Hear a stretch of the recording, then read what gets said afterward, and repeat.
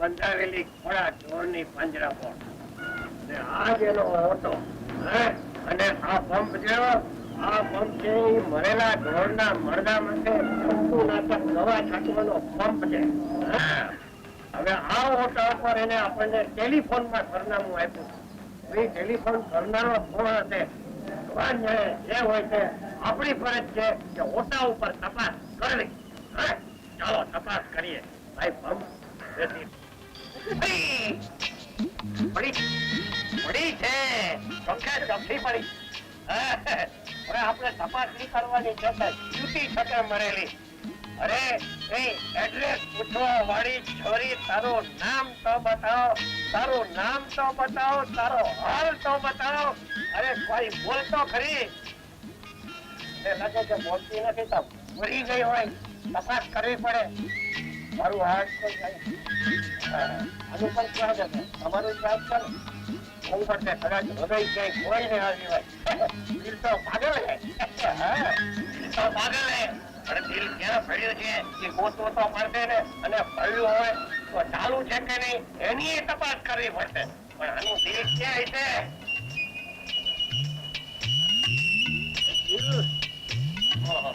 દૂરથી દિલનો અવાજ સાંભળીએ. આવાજ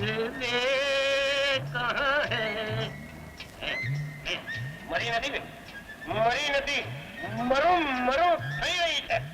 અને સરકારી હોસ્પિટલે લઈ જવી પડશે. એમ કરો, ઉપાડો. અરે છોકરી હોય છે એટલે તરત ઉપાડવા દોડે છે. છોકરો તો કોઈ ના આવે. ઉપાડો. ઓહો, ડોક્ટરે દવા દીધી, ઇન્જેક્શન માર્યું અને હું ક્યારનો આને પાણી છાંટું છું તોય ભાનમાં આવતી નથી. સાહેબ જોયું ને, આજકાલના મા બાપ ઢોરને બાંધી રાખે છે અને છોકરીઓને છૂટી ફેરવે છે. પછી આવું જ થાય ને. અરે જાગ ભાઈ જાગ, હવે તો જાગ. પાણી છાંટીને થાક્યો. જાગી.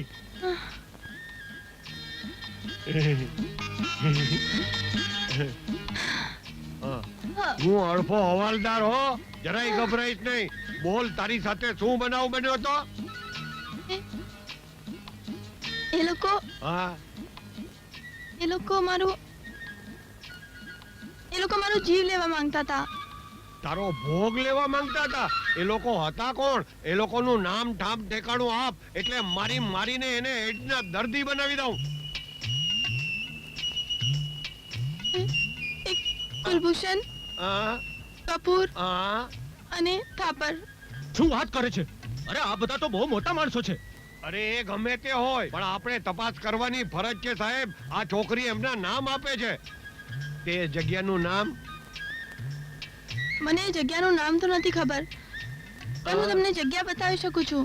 અરે સાબાસ રે મરદની દીકરી, તું જો અમને જગ્યા બતાવે ને તો અમારે થર્ડ તપાસ કરવી પડે. સાહેબ ચાલો આપણે થર્ડ તપાસ કરીએ. હા, પણ એનાથી શું થશે? उससे सब कुछ होगा और जो होगा वो देखा जाएगा. તું હાલ, ઉઠ હાલ.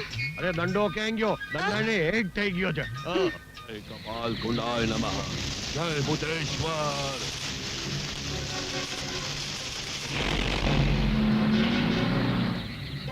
આવો ઇન્સ્પેક્ટર, આ તે જગ્યા છે. થર્ડ તપાસમાં ઝીણામાં ઝીણી વસ્તુ જોવી જ જોઈએ. તો જ થર્ડ તપાસ પૂરેપૂરી થાય. એનો કકડાટ ટૂંકા પાંદડાનો.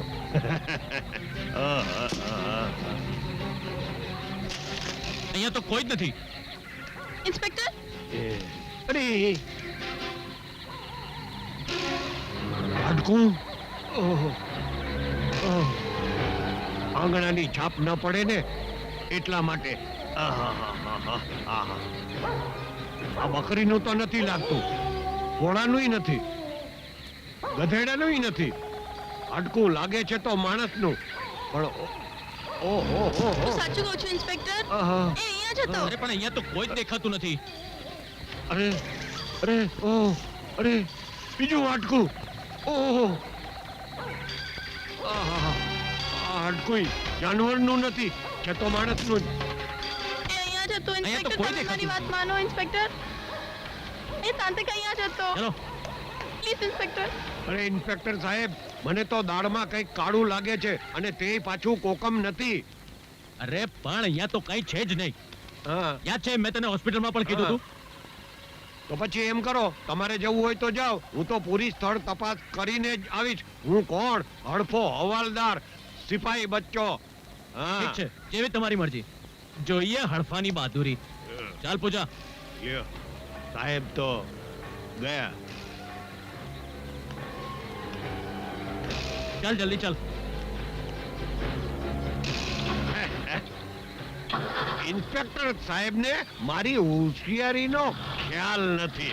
લોકો જેમ માણસનું મોઢું જોઈને સાત પેઢી કહી દે ને, એમ હું મર્દાને પૂછીને એના ખૂનીનું નામ જાણી લઉં, એની સાત પેઢી જાણી લઉં. હું કોણ? હડફો હવાલદાર સિપાહી બચ્ચો. છે કોઈ મર્દો તો પૂછી લઉં. હા, છે કોઈ મર્દો?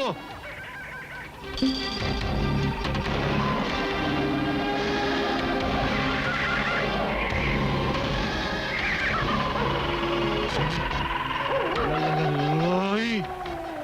ઝાડ ઉપરથી ભૂત રૂવે બેકાર, એના રોચનીએ લોહી જરે. ઓહ! ઝાડ પર કાપેલો બકરો. ઓહ! પતરાનું પાતું અને એની ઉપર પાછું ઘુવડ બેઠું છે. નક્કી મેલી વિદ્યાનું ચક્કર ચાલે છે.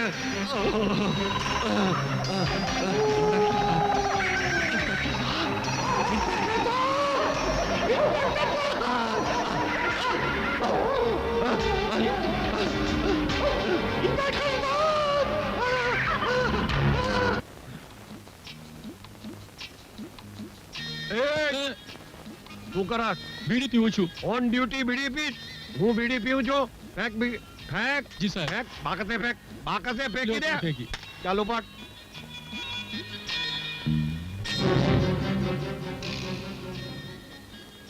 લાગે છે તો ચોકીદાર, પણ ગાંડા જેવો ઓન ડ્યુટી ઊંઘે છે. અરે વાહ, તમે જાગો છો ને આ ઊંઘે છે. અરે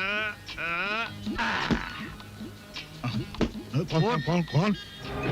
શું કામ કરે છે? ચોકીદારનું. હે, ચોકીદારનું. ચોકીદાર છો ને પાછો ઊંઘે છે? ઓન ડ્યુટી ઊંઘે છે? હું ઊંઘું છું? ના. ઊભો થા.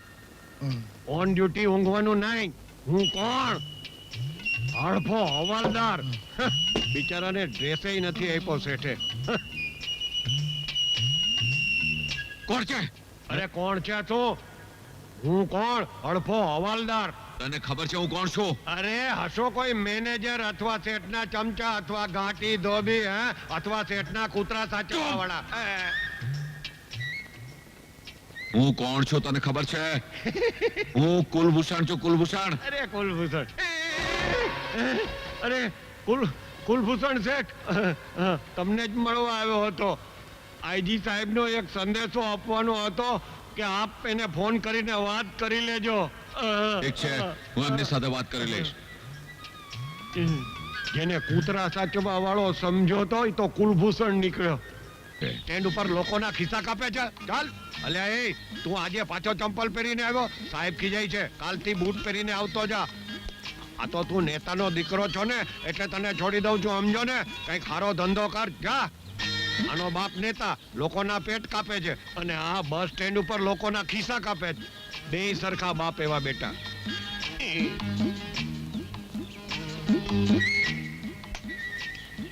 અરે સાહેબ, કઈ વિચારમાં છો? ઊંડા વિચારમાં છો? હમ કઈ મૂંઝવણમાં છો? હાડફા સમજાતું નથી કપૂરને કોણે માર્યો.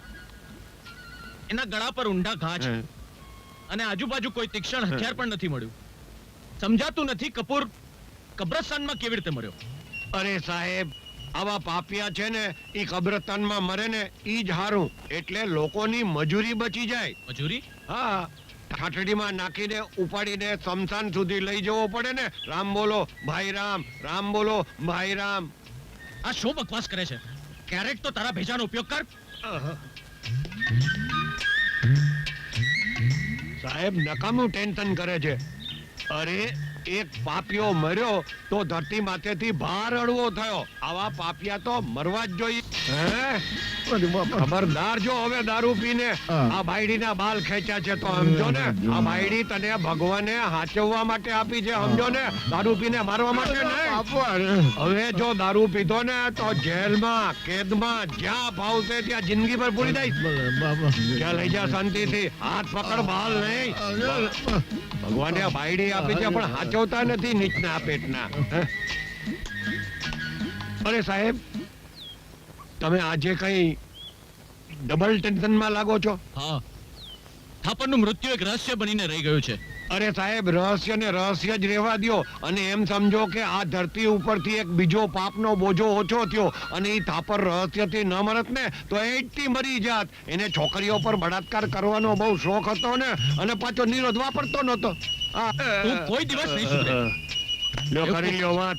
અરે હું બગડ્યો છું જ ક્યાં કે સુધરું. સારું થયું થાપર મરી ગયો, જન્મની ખાઈડમાં ગયો.